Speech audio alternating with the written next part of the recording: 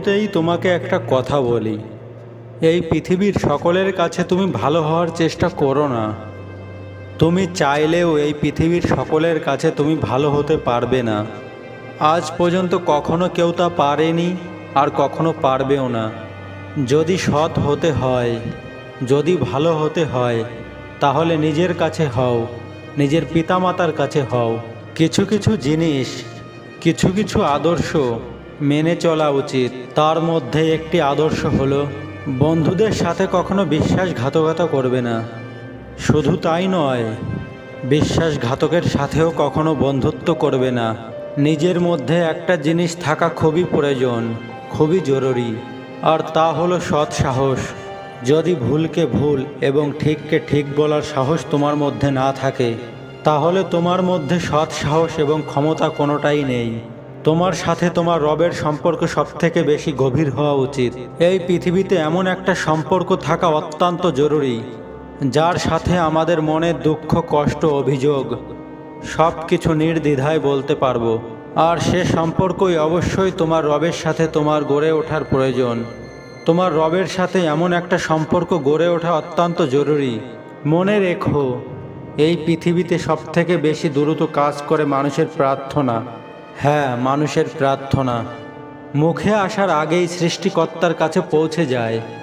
মুখে আসার আগেই তা রবের কাছে পৌঁছে যায়। কখন বুঝবে, কিভাবে বুঝবে যে তুমি ঠিক রাস্তায় আছো নাকি ভুল রাস্তায় আছো? মনে রেখো, যখন মানুষ তোমাকে নকল করতে শুরু করবে, তখন বুঝে নিও তুমি জীবনে সফলতার দিকে এগোচ্ছ। তুমি সঠিক রাস্তায় আছো, তুমি ঠিক রাস্তায় আছো। এই পৃথিবীতে তুমি যতই ভালো হও না কেন, কারোর না কারোর গল্পের খারাপ চরিত্র তো তুমি হবেই। এটাই বাস্তব, এটা সত্য কথা। জীবন এবং মৃত্যুর মধ্যে একটা বৃহৎ পার্থক্য আছে। যার কোনো গ্যারান্টি নেই, তার নামই হলো জীবন, আর যার ফুল গ্যারান্টি আছে, তার নামই হলো মৃত্যু। মনে রেখো, তুমি যদি সুখে থাকতে চাও, তুমি যদি আনন্দে থাকতে চাও, তাহলে অন্যের উপর নির্ভরশীলতা ছেড়ে দাও। তার কারণ, অন্যের উপর নির্ভরশীল মানুষগুলো কখনোই আনন্দে থাকতে পারে না। এই জন্য এমনভাবে নিজেকে তৈরি করো, যাতে তোমার ইচ্ছা এবং প্রয়োজনগুলো তুমি নিজেই পূরণ করতে পারো। এই পৃথিবীতে আমাদের জীবনের বিফলতার সবথেকে বড় কারণ হয়ে দাঁড়ায় আমাদের চিন্তা ভাবনা। আমরা মনে করি কাল থেকে শুরু করব, আজ নয় কাল থেকে স্টার্ট করব। মানুষের জীবনে শেষ করে দেওয়ার জন্য এটাই যথেষ্ট। যদি তুমি সফল হতে চাও, তাহলে কাল নয়, আজ থেকে শুরু করতে হবে। যদি তুমি সফল হতে চাও, তাহলে কাল নয়, আজ থেকে শুরু করতে হবে। এখন থেকে শুরু করতে হবে।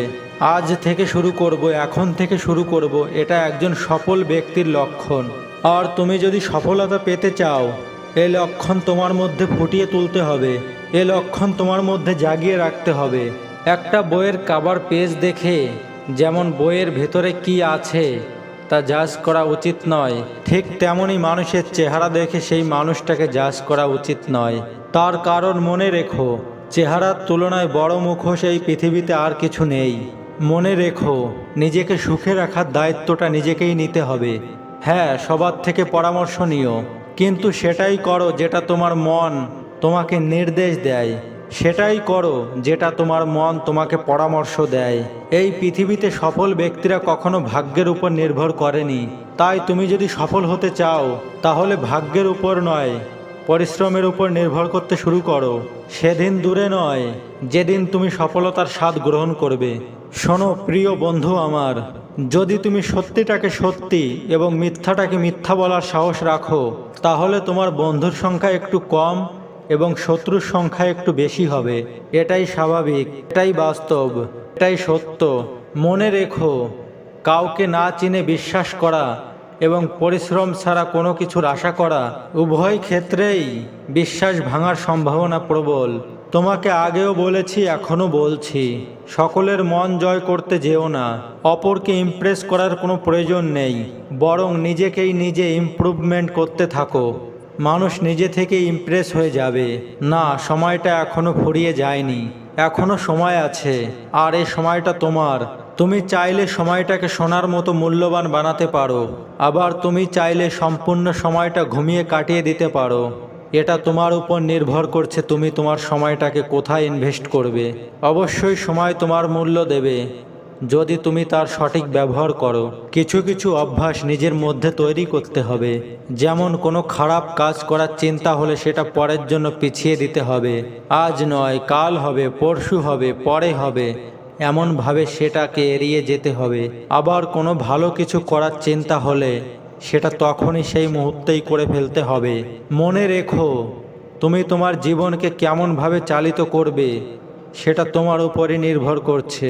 তুমি তোমার জীবনকে কেমনভাবে পরিচালনা করবে সেটা তোমার উপর নির্ভর করছে, আর এই সবগুলোর উপরেই নির্ভর করছে তোমার জীবনের সফলতা। মনে রেখো, তোমার জীবনের রিমোট কন্ট্রোল কিন্তু তোমার হাতেই আছে, উপরওয়ালার হাতে আছে, কিন্তু সেটা তিনি তোমার হাতেই দিয়ে রেখেছে।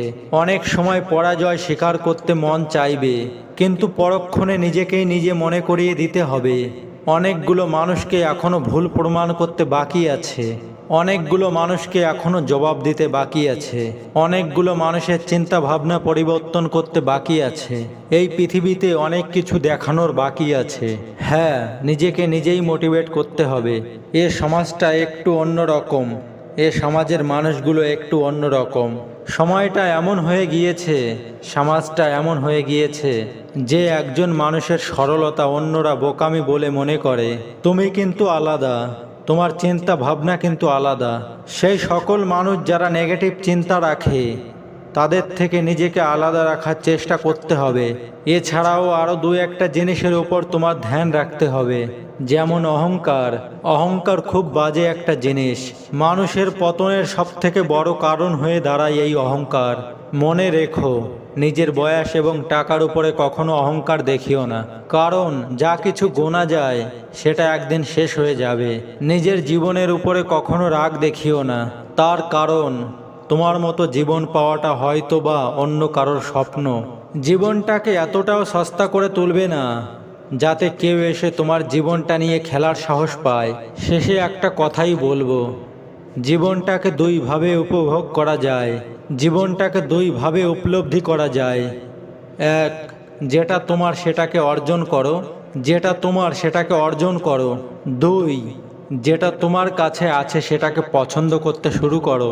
এবং সর্বোপরি নিজের প্রতি বিশ্বাস রাখো। বিশ্বাস রাখো নিজের উপর, নিজের রবের উপর। বন্ধুরা, ভিডিওটা ভালো লাগলে লাইক, কমেন্ট, শেয়ার, সাবস্ক্রাইব করবেন। ধন্যবাদ আপনাদের মূল্যবান সময় দেওয়ার জন্য। Thanks for watching.